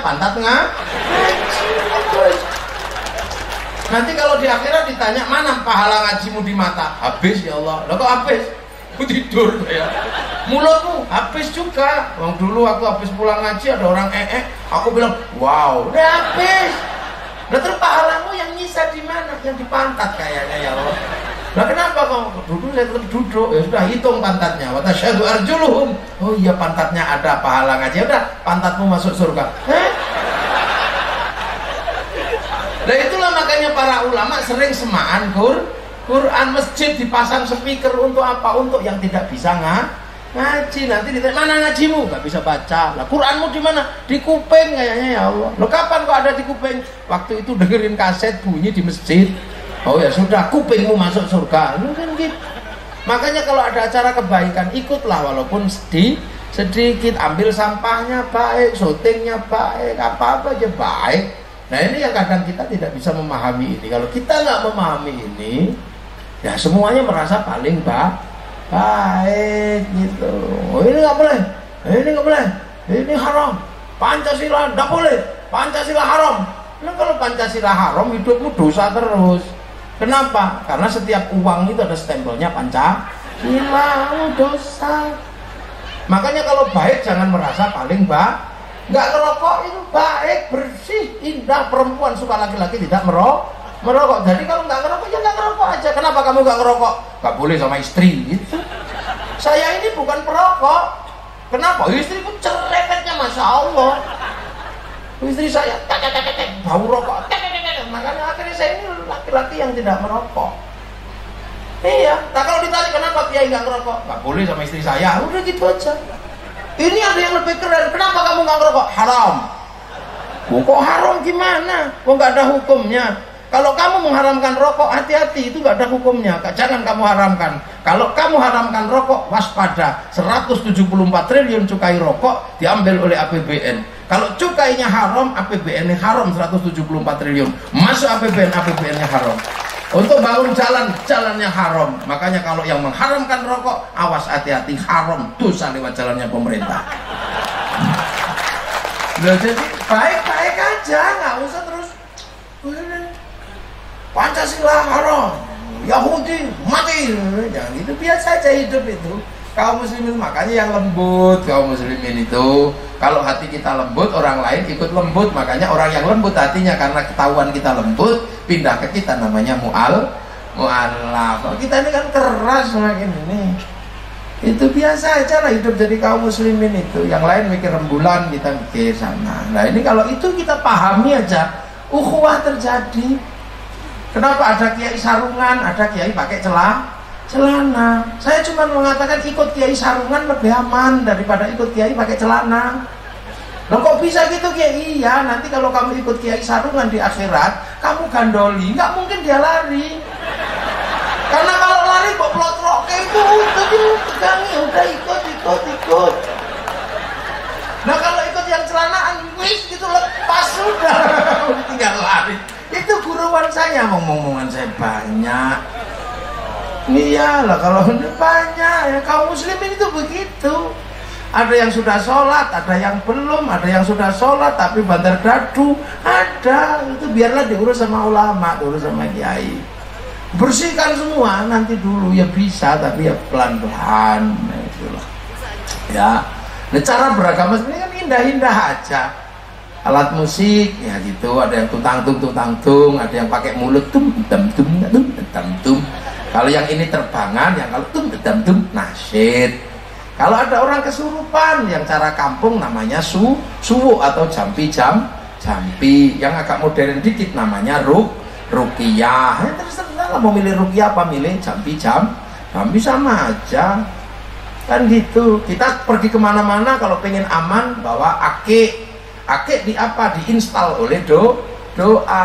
Boleh aja, wong kita juga nggak aman kalau nggak bawa ATM diinstal oleh uang, sama aja gitu aja kok repot ya. Syukur-syukur dari akik keluar uang, karena kalau nggak punya uang dijual bisa punya uang. Biasa aja gitu aja kok. Orang-orang wiputnya luar biasa orang ini ya. Nah ini makanya khusnudon aja, orang ini beda-beda ya, jadi nyantai-nyantai aja ya. Amma ba'du, ya ini pembukaan selesai. Nah ini saya baru amma ba'du. Loh kiai kalau ngaji kan ada amma ba'dunya, itu berarti muqaddimah selesai. Nah ini baru muqaddimah, ini baru pembukaan, saya belum mulai ngaji.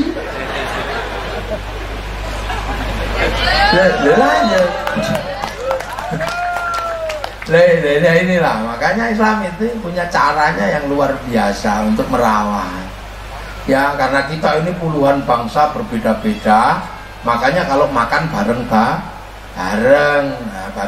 kalau makan ada yang pakai tumpeng, ada yang nasi, ada yang genduri, ada apa, untuk menjaga kerukunan bangsa. Yang mati diperingati pakai khol, terus diajari ziarah kubur. Nah orang kalau rajin ziarah kubur pasti suka dengan tanah di mana gurunya meninggal. Akhirnya orang cinta dengan tanah-tanah di mana tempat gurunya bersemayam. Lah itulah cikal bakal hubul waton minal iman gitu. Saya punya sejarah di Malaka sana, namanya Syekh Ismail. Saya tengok sana, tiba-tiba saya suruh ngebom Malaka, ya nggak mau saya, wong di situ ada makamnya Syekh Ismail. Di Jawa ada makamnya para wali, diziarahi. Nah itu yang orang suruh ngebom di sana ya nggak mau, karena itu ada makamnya para wali loh. Makanya para teroris itu pasti dijauhkan dari masyarakatnya. Doa nggak mau, bersama nggak mau, apa-apa nggak mau, jadi blamplung.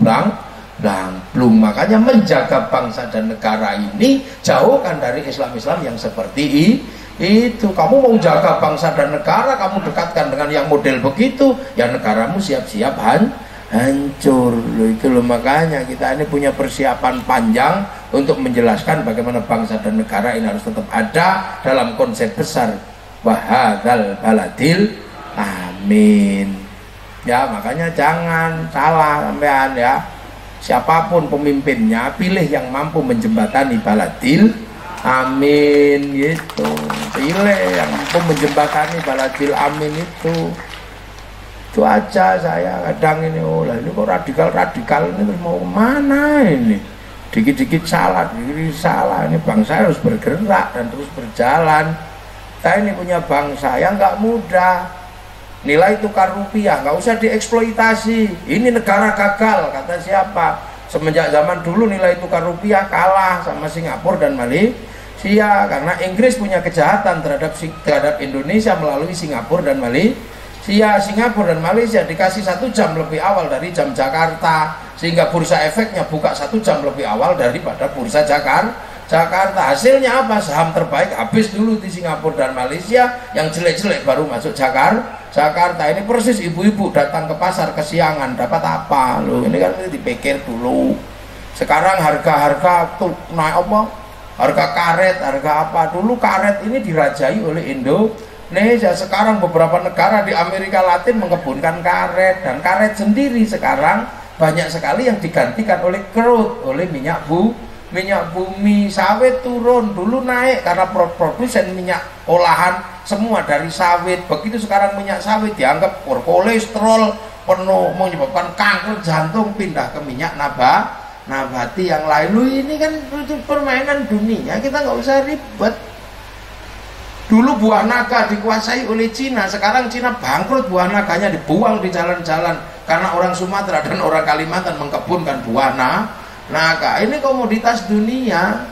Orang Sumatera ini komoditasnya dunia. Dulu semuanya bisa sekolah karena di sini waktu itu karet zaman dulu mahal. Eropa butuh karet. Makanya orang yang sekolah pertama kali ya orang Sumatera, orang Jawa belum sekolah. Makanya orang pinter-pinter itu semuanya dulu dari Sumatera. Karena komoditasnya komoditas internasional. Di Jawa baru nanam padi, dimakan aja habis. Kadang belum musim kemarau sudah habis. Jangankan untuk sekolah. Tapi begitu negara ini mulai maju, orang Jawa punya SD Impres, bisa sekolah. Loh, itu kan biasa aja. Maka yang pinter gantian. Nah sekarang dulu orang-orang Sumatera itu pinter-pinter, kaya-kaya karena sekolah duluan. Begitu yang berikutnya sudah jadi anaknya orang pinter, anaknya orang kaya, males sekolah, males bekerja. Lu kan gitu aja. Di Jawa juga sama. Jadi birokrat semua orang tuanya. Besok anaknya sudah anak pejabat, sudah males jadi pejabat, nanti ganti mana lagi kan gitu. Sepak bola ya masih miliknya orang NTT, NTB karena di sana belum banyak sepeda motor, orangnya masih lari semua. Nah di sini pergi kencing aja pakai sepeda motor. Gimana pemain sepak bola yang hukum dasarnya lari muncul dari Bengkulu? Ya nggak ada. Oh gitu aja kok susah. Jadi ini Indonesia itu bergeser gitu, tinju. Ya jarang tumbuh dari sini petinju itu. Wong orang sini nempeling orang saja 60 juta. Lah di daerah-daerah yang tempiling-tempilingan masih jalan masih banyak petinju. Makanya jangan selalu mengatakan orang Indonesia kok pakai celana pendek, tidak mencerminkan budaya timur. Jangan begitu, karena kita semakin ke timur semakin pendek. Wih, nalar kontinental ini mesti dijalankan. Nalar itu bersama ini.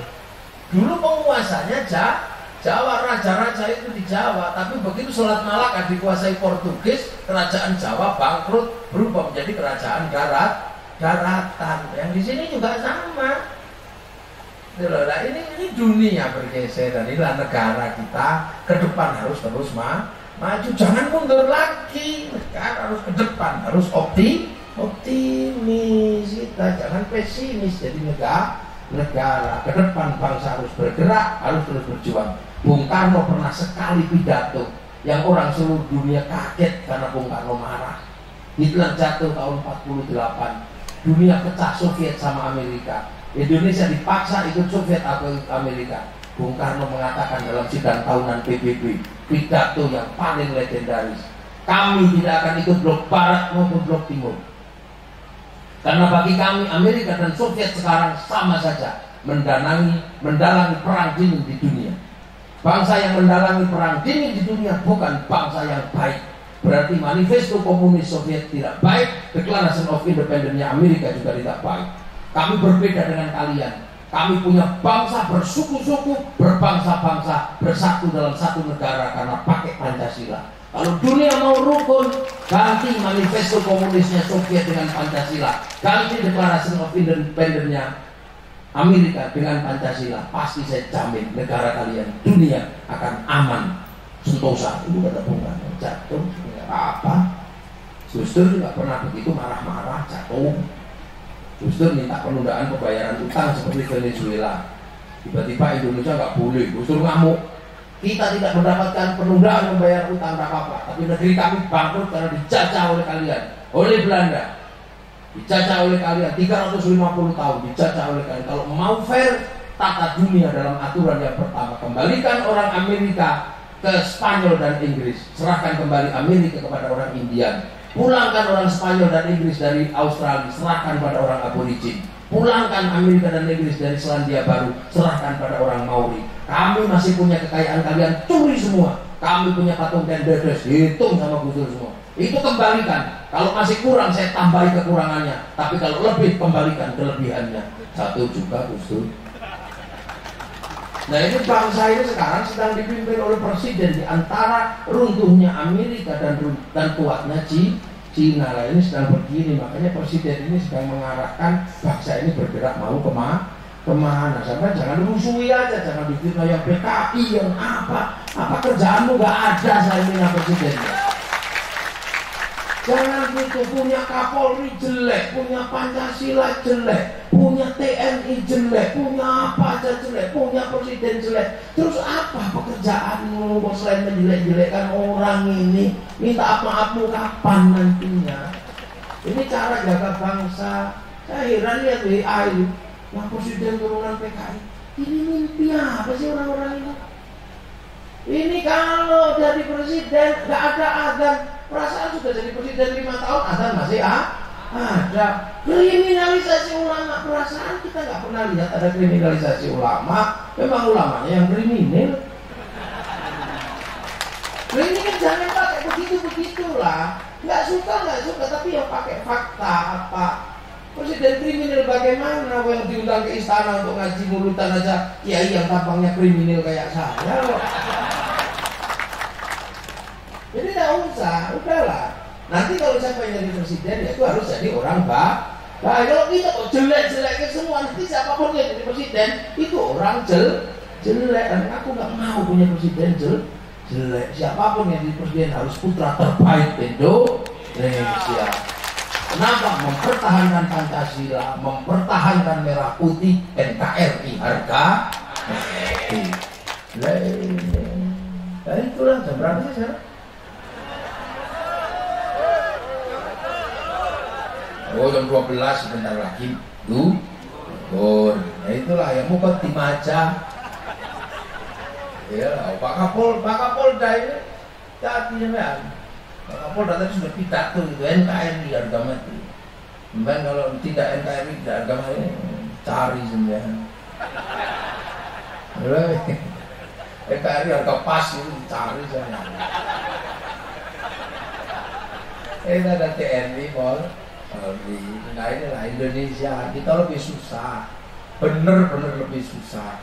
Kita ini bangsa besar dan harus terus besar. Eropa itu takut dengan Indonesia. Saya ini biasa keliling Eropa. Orang Jerman mengatakan saya khawatir dengan kebesaran Indonesia dan akan mengalahkan Jerman. Jerman ahli logam dunia, tapi masih kalah dengan ahli logam Indonesia. Arab punya alat musik namanya terbang, terbuat dari kayu dan kulit. Eropa punya alat musik namanya gitar, terbuat dari kayu dan tali. Tapi bangsa Nusantara punya alat musik namanya gamelan, terbuat dari logam. Hanya bangsa yang menguasai ilmu pertambangan yang maju dan penguasaan metalurgi yang mapan mampu membuat alat musik dari logam. 7.000 derajat Jerman bisa membakar logamnya. Di atas 7.000 nggak bisa. Karena apa? Reaktornya nggak sanggup. Tapi bangsa kita sanggup membakar logam bintang yang di suhu 15.000. Yang itu ada pada alat-alat senjata tua, keris itu 15.000 derajat. Orang sekarang nggak ngerti itu waktu itu api apa. Padahal waktu itu nggak dibakar, cuma ditutut-tutut gitu aja. Ya bangsa yang besar. Bahasa kita bahasa yang terbaik dunia. Bahasa Arab itu satu, Rus. Bahasa Inggris rice, bahasa kita macam-macam. Kalau di sawah namanya padi, kalau dipanen namanya gabah, kalau sudah digiling namanya beras, kalau patah-patah namanya kalau dibuntel godong namanya lontong, buntel janur namanya pada dibungkus namanya nasi, gondol cecek siji namanya sebutir nasi atau upo, diublek-ublek namanya bubur, pantatnya kosong namanya intip atau kerak, itu nggak kemakan kering namanya karak atau wake. Banyak orang Arab sapoto jatuh, kita kalau jatuh ke depan nyungsep, kalau ke belakang jengkang, kalau ini gelempang, kalau buk baru jatuh. Sana cuma satu sapoto. Lainnya anak-anak harus ngerti, kita ini punya cita bakal bangsa besar, dan itu ada di sini, apapun ada. Semoga semuanya hidup dalam keadaan bahagia, punya bangsa yang sejahtera, punya agama yang mengantarkan kita husnul khatimah. Al-Fatihah. Bismillahirrahmanirrahim. Alhamdulillahirabbil alamin.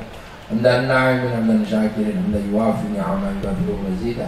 يا ربنا لك الحمد كما ينبغي لجلال وجهك الكريم وعظيم سلطانك اللهم افتح علينا فتوح العارفين برحمتك وانصر علينا رحمتك وذكرنا ونسينا جلال الكرام منك يا الله شكر رسولك يا الله اجعل اولادنا ذريتنا تلامذا علينا من الخير وبعد المسلمين ولآبائنا وأمهاتنا وشيخنا وجدات وجداتنا khususnya jami'il masyayikh wajidat di Bengkulu khususan Bung Karno khususan Bung Fatmawati di Musul Mafuri Mulisum Al-Mufillahu warhamhum a'zim wa qadhum Allah wa ta'alim najirahum wa tabtina ba'adhum wa ufilana lahum Allahumma jal qabrahum kamratil jinan Allahumma jal qabrahum jami'il kubur wa la ilaha illallah Muhammadun Rasulullah ba'abdina Rasulullah ja'ala rabbika radiyatan mardiyah فادخلي في عبادي وادخلي جنة ربنا آتنا في الدنيا حسنة وفي الآخرة حسنة وقنا عذاب النار صلى الله على سيدنا محمد والحمد لله رب العالمين الفاتحة الرحمن الرحيم مالك يوم الدين إياك نعبد وإياك نستعين اهدنا الصراط المستقيم آمين